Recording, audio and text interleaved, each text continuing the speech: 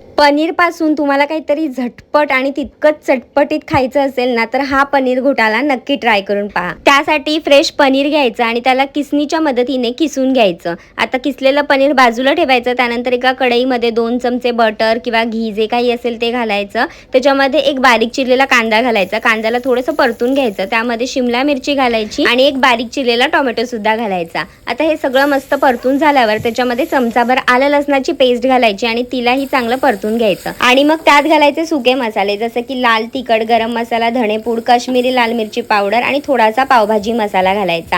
ह्यात थोडं पाणी घालायचं आणि हे चांगलं मिक्स करून घ्यायचं। पाणी घालून ह्या मसाल्याला ना एक छान उकळी काढून घ्यायची आणि मग त्याच्यामध्ये चवीनुसार मीठ घालायचं आणि चिरलेली फ्रेश कोथिंबीर घालायची आणि मग वरतून ना आपण जे किसून ठेवलेलं पनीर आहे ना ते ह्यात ऍड करायचं आणि हे मस्त मिक्स करून घ्यायचं। पनीर मसाल्यामध्ये मिक्स करून झाल्यावरती वरतून एक चीजचा क्यूब किसून घालायचा आणि मग तयार होतो आपला मस्त असा पनीर घोटाला। हा पनीर घोटाला तुम्ही चपाती सोबत, ब्रेड सोबत किंवा पावा सोबत सुद्धा खाऊ शकता। एकदम टेस्टी लागतो। तर नक्कीच ट्राय करून पहा आणि फॉलो फॉर मोर रेसिपीज।